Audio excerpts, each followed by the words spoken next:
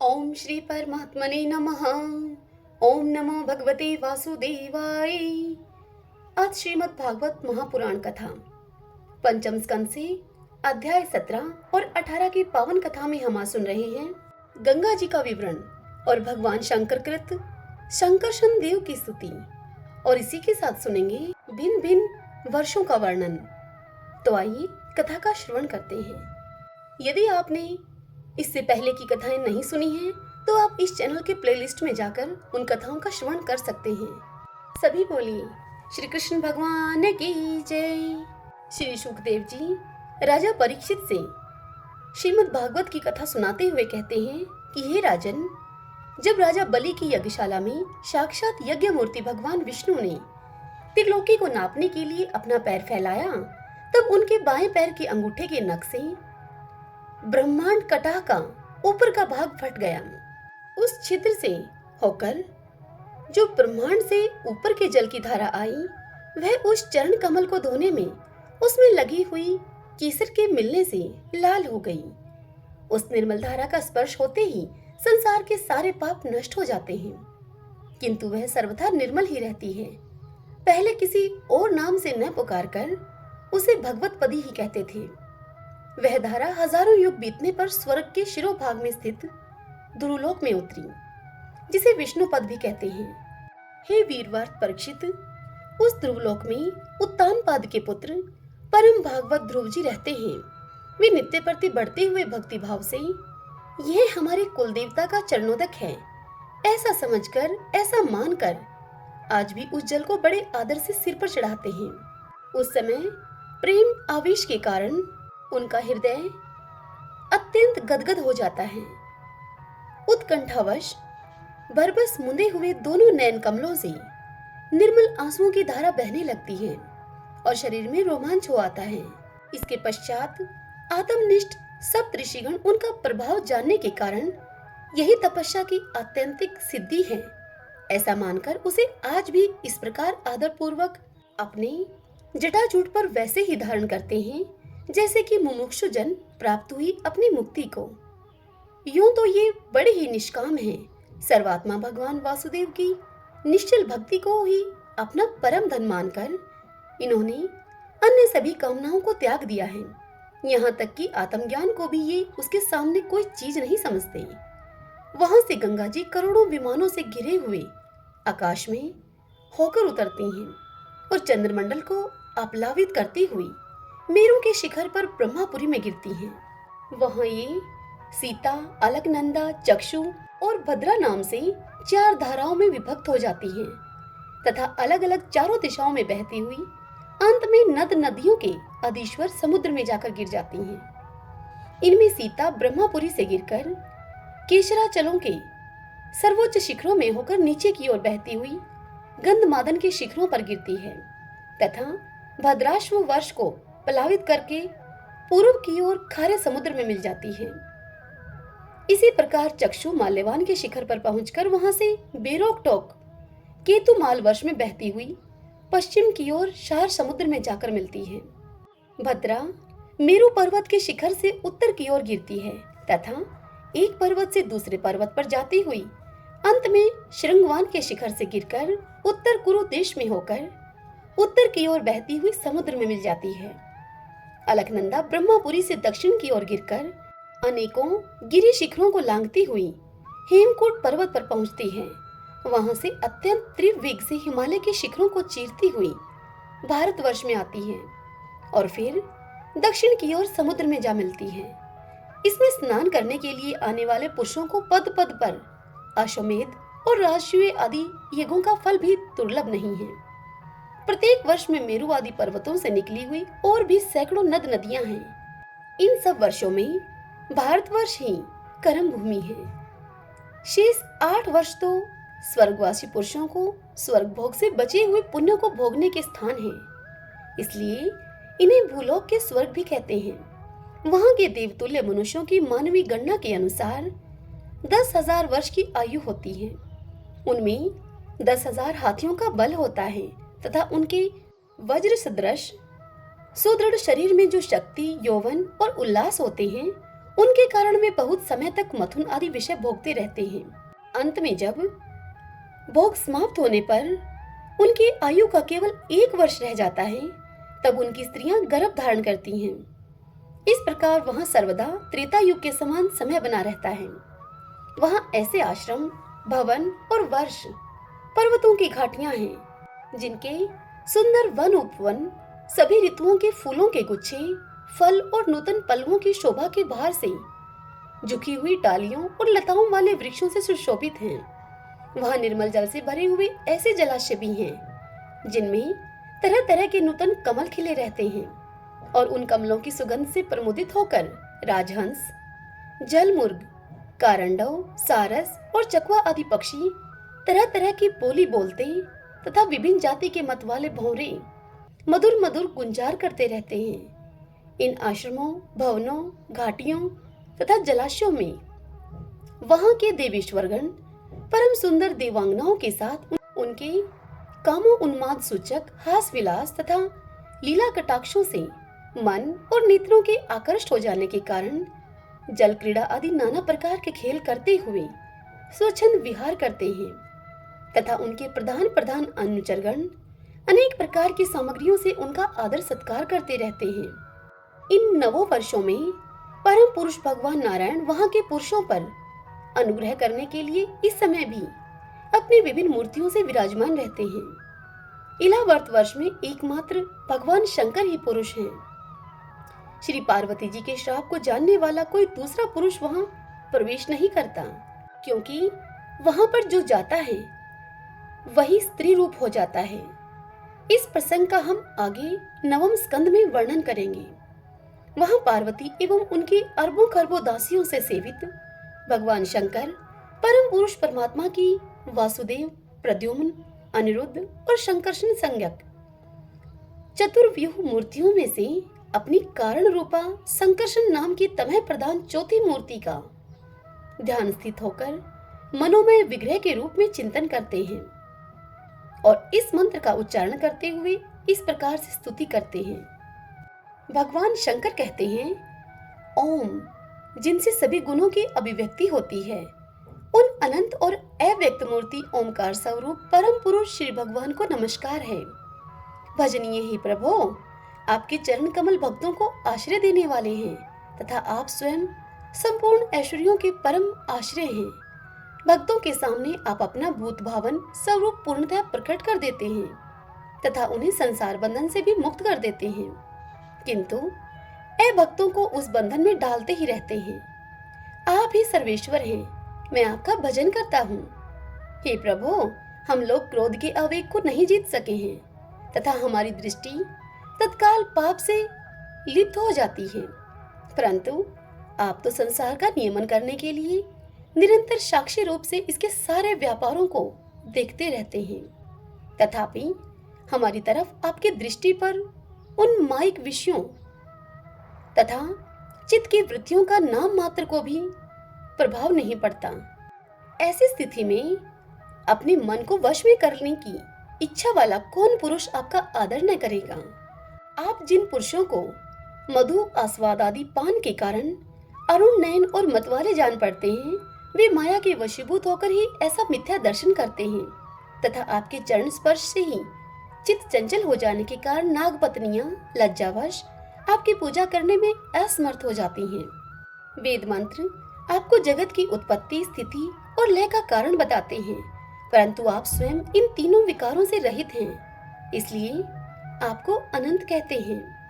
आपके सहस्त्र मस्तकों पर यह भूमंडल सरसों के ताने के समान रखा हुआ है। आपको तो यह भी नहीं मालूम होता कि वह कहाँ स्थित है।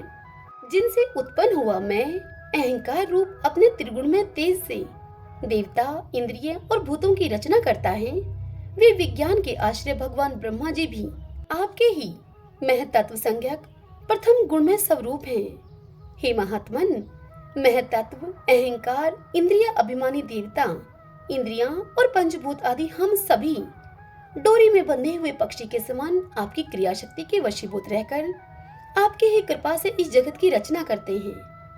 सत्व आदि गुणों की सृष्टि से मोहित हुआ यह जीव आपकी ही रची हुई तथा कर्म बंधन में बांधने वाली माया को तो कदाचित जान भी लेता है, किंतु उससे मुक्त होने का उपाय उसे सुगमता से नहीं मालूम होता। इस जगत की उत्पत्ति और प्रलय भी आपके ही रूप हैं।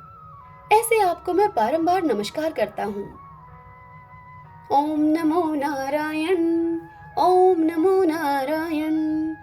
श्री शुकदेव जी इस कथा को आगे परीक्षित जी से सुनाते हुए कहते हैं कि हे राजन, भद्राश्व वर्ष में धर्मपुत्र भरतशर्वा और उनके मुख्य मुख्य सेवक भगवान वासुदेव की हयग्रीव संज्ञक धर्ममयी प्रिय मूर्ति को अत्यंत समाधि निष्ठा के द्वारा हृदय में स्थापित करके इस मंत्र का जप करते हुए इस प्रकार उनकी स्तुति करते हैं।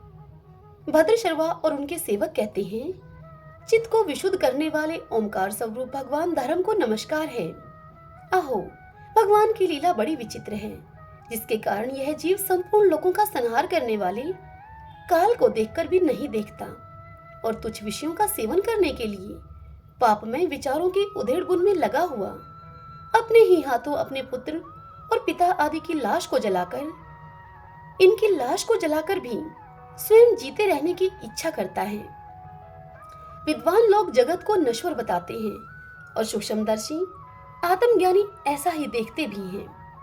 तो भी जन्म रहित हे प्रभो, आपकी माया से लोग मोहित हो जाते हैं।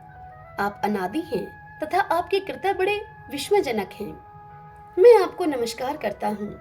हे परमात्मन, आप अकर्ता और माया के आवरण से रहित हैं।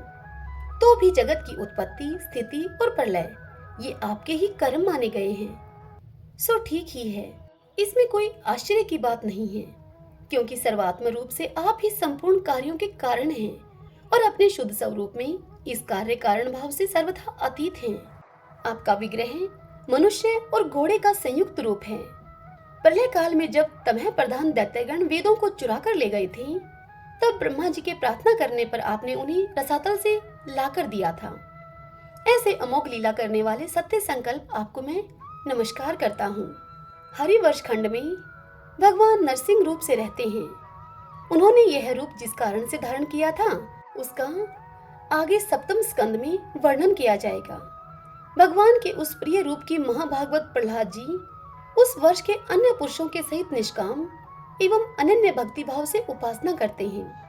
ये प्रहलाद जी महापुरुषोचित गुणों से संपन्न हैं तथा इन्होंने अपने शील और आचरण से दैत्य और दानवों के कुल को पवित्र कर दिया है। वे इस मंत्र तथा स्तोत्र का जप पाठ किया करते हैं। ओमकार स्वरूप भगवान श्री नरसिंह देव को नमस्कार है। आप अग्नि आदि तेजों के भी तेज हैं। आपको नमस्कार है। हे वज्रनख, हे वज्रदंष्ट्र, आप हमारे समीप प्रकट होइए प्रभु। हमारी कर्म वासनाओं को आप जला डालिए। हमारे अज्ञान रूप अंधकार को नष्ट कीजिए। ओम स्वाहा, हमारे अंतःकरण में अभयदान देते हुए प्रकाशित होइए। ओम श्रोम, हे नाथ, विश्व का कल्याण हो, दुष्टों की बुद्धि शुद्ध हो, सब प्राणियों में परस्पर सद्भावना हो, सभी एक दूसरे का हित चिंतन करें, हमारा मन शुभ मार्ग में प्रवृत्त हो और हम सबकी बुद्धि निष्काम भाव से भगवान श्री हरि में प्रवेश करें। हे प्रभु, घर, स्त्री, पुत्र, धन और भाई बंधुओं में हमारी आसक्ति न हो। यदि हो तो केवल भगवान के प्रेमी भक्तों में हो। जो सहमी पुरुष केवल शरीर निर्वाह के योग्य अन्न आदि से संतुष्ट रहता है, उसे जितनी शीघ्र सिद्धि प्राप्त होती है, वैसी इंद्रिय लोलुप पुरुष को नहीं होती। उन भगवत भक्तों के संग से भगवान के तीरथ तुल्य पवित्र चरित्र सुनने को मिलते हैं, जो उनकी असाधारण शक्ति एवं प्रभाव के सूचक होते हैं। उनका बार बार सेवन करने वाले के कानों के रास्ते से भगवान हृदय में प्रवेश कर जाते हैं और उनके सभी प्रकार के दैहिक और मानसिक मलों को नष्ट कर देते हैं। फिर भला उन भगवत भक्तों का संग कौन न करना चाहेगा।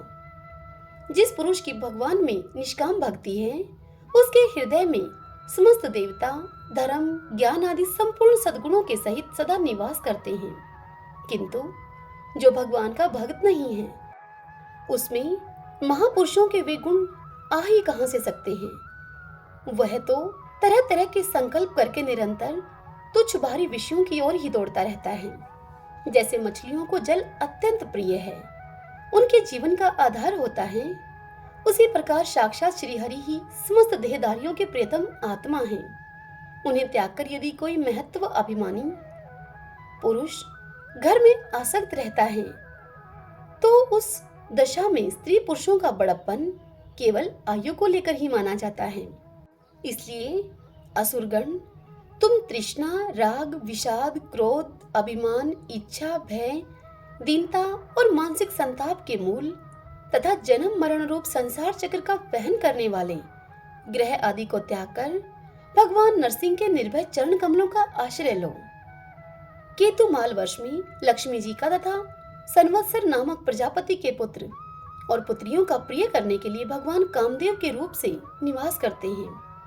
उन रात्रि की अभिमानी देवता रूप कन्याओं और दिवस अभिमानी देवता रूप पुत्रों की संख्या मनुष्य की 100 वर्ष की आयु के दिन और रात के बराबर अर्थात 36-36 हजार वर्ष की है और वे ही उस वर्ष के अधिपति हैं। वे कन्याएं परम पुरुष श्री नारायण के श्रेष्ठ अस्त्र सुदर्शन चक्र के तेज से डर जाती हैं, इसलिए प्रत्येक वर्ष के अंत में उनके गर्भ नष्ट होकर गिर जाते हैं। भगवान अपनी सुललित गति, विलास से सुशोभित, मधुर मधुर मंद मुस्कान से मनोहर, लीलापूर्ण चारों चितवन से कुछ उजके हुए सुंदर भूरमंडल की छबीली छटा के द्वारा वंदनार विंद का राशि राशि सौंदर्य उंडेल कर सौंदर्य देवी श्री लक्ष्मी को अत्यंत आनंदित करते और स्वयं भी आनंदित होते रहते हैं। श्री लक्ष्मी जी परम समाधि योग के द्वारा भगवान के उस मायामय स्वरूप की रात्रि के समय प्रजापति संवत्सर की कन्याओं के सहित और दिन में उनके पतियों के सहित आराधना और इस मंत्र का जप करती हुई भगवान की स्तुति करती हैं, जो इंद्रियों के नियंता और संपूर्ण श्रेष्ठ वस्तुओं के आकार हैं।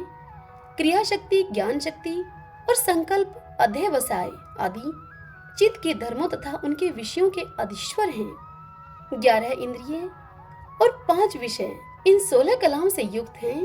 वेदोक्त कर्मों से प्राप्त होते हैं तथा अन्नमय, अमृतमय और सरोमय हैं।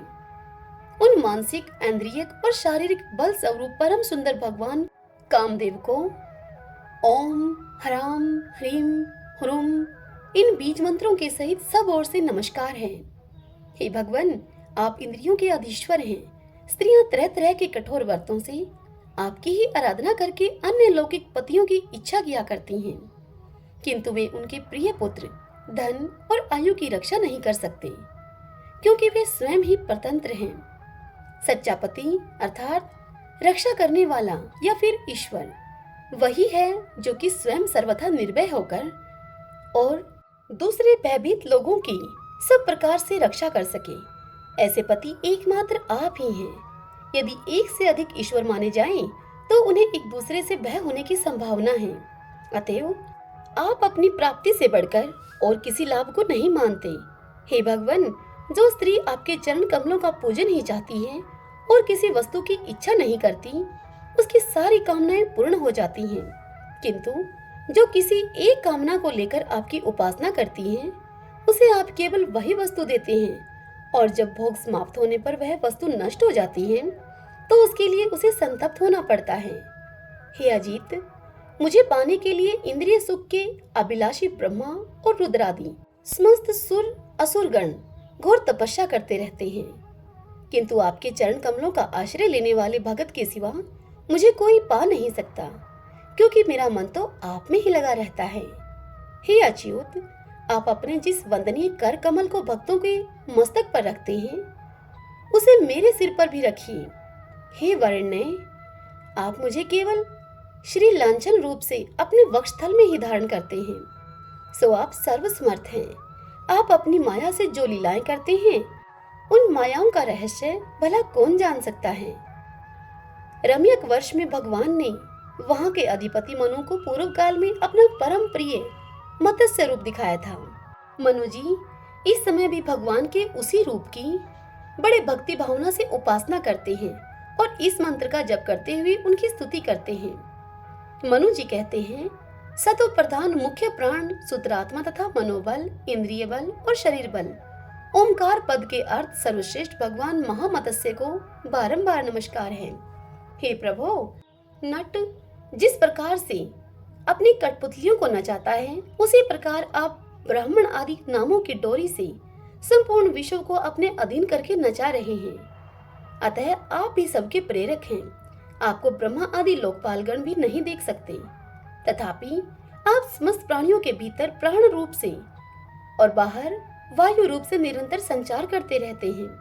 वेद ही आपका महान शब्द है। एक बार इंद्र आदि इंद्रिय अभिमानी देवताओं को प्राण स्वरूप आपसे डाह हुआ, तब आपके अलग हो जाने पर वे अलग अलग अथवा आपस में मिलकर भी मनुष्य, पशु, स्थावर जंगम आदि जितने भी शरीर दिखाई देते हैं, उनमें से किसी की भी बहुत यत्न करने पर भी रक्षा नहीं कर सके। हे अजन्मा प्रभु, आपने मेरे सहित समस्त औषध और लताओं की आश्रय रूपा इस पृथ्वी को लेकर बड़ी बड़ी उताल तरंगों से युक्त प्रलयकालीन समुद्र में बड़े उत्साह से विहार किया था। आप संसार के समस्त प्राण समुदाय के नियंता हैं। मेरा आपको नमस्कार है। हे परीक्षित, हिरण्मय वर्ष में भगवान कश्यप रूप धारण करके रहते हैं। वहां के निवासियों के सहित पितृराज अयरमा भगवान की उस प्रियतम मूर्ति की उपासना करते हैं और इस मंत्र को निरंतर जपते हुए उनकी स्तुति करते हैं।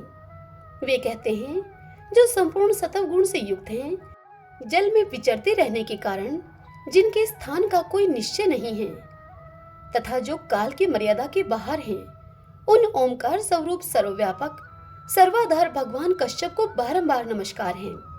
हे भगवान, अनेक रूपों में प्रतीत होने वाला यह दृश्य प्रपंच यद्यपि मिथ्या ही निश्चय होता है, इसलिए इसकी वस्तुतः कोई संख्या नहीं है, तथापि यह माया से प्रकाशित होने वाला आपका ही रूप है। ऐसे अनिर्वचनीय रूप आपको मेरा नमस्कार है। एकमात्र आप ही जरायुज, स्वेदज, अंडज, उद्भिज, जंगम, स्थावर, देवता, ऋषि, पितृगण, भूत, इंद्रिय, स्वर्ग, आकाश, पृथ्वी, पर्वत, नदी, समुद्र, द्वीप, ग्रह और तारा आदि विभिन्न नामों से प्रसिद्ध हैं। आप असंख्य नाम, रूप और आकृतियों से युक्त हैं। कपिल आदि विद्वानों ने जो आप में 24 तत्वों की संख्या निश्चित की है, वह जिस तत्व दृष्टि का उदय होने पर निर्वर्त हो जाती है, वह भी वस्तुतः आपका ही स्वरूप है। ऐसे सांख्य सिद्धांत स्वरूप आपको मेरा नमस्कार है। उत्तर कुरुवर्ष में भगवान यज्ञ पुरुष वराह मूर्ति धारण करके विराजमान है। वहां के निवासियों के सहित साक्षात पृथ्वी देवी उनकी अविचल भक्ति भाव से उपासना करती हैं और इस परमोत्कृष्ट मंत्र का जप करती हुई स्तुति करती हैं। वे कहती हैं, जिनको तत्व मंत्रों से जाना जाता है, जो यज्ञ और क्रतु रूप हैं तथा बड़े बड़े यज्ञ जिनके अंग हैं, उन ओमकार स्वरूप शुक्ल कर्म में त्रियुग मूर्ति पुरुषोत्तम भगवान वराह को बारंबार नमस्कार है। ऋत्विजगण जिस प्रकार अरणि रूप काष्ठ खंडों में छिपी हुई अग्नि को मंथन के द्वारा प्रकट करते हैं, उसी प्रकार कर्माशक्ति एवं कर्म फल की कामना से छिपे हुए जिनके रूप को देखने की इच्छा से परम प्रवीण पंडित जन अपने विवेक युक्त मन रूप मंथन काष्ठ से शरीर एवं इंद्रिय आदि को पिलो डालते हैं, इसी प्रकार मंथन करने पर अपने स्वरूप को प्रकट करने वाले आपको नमस्कार है। विचार तथा यम नियम आदि यंगांगों के साधन से जिनकी बुद्धि निश्चयात्मिका हो गई है, महापुरुष द्रव्य, क्रिया, हेतु, आयन, ईश, काल और कर्ता आदि माया के कार्यों को देखकर जिनके वास्तविक स्वरूप का निश्चय करते हैं, ऐसे माइक आकृतियों से रहित आपको बारंबार नमस्कार है।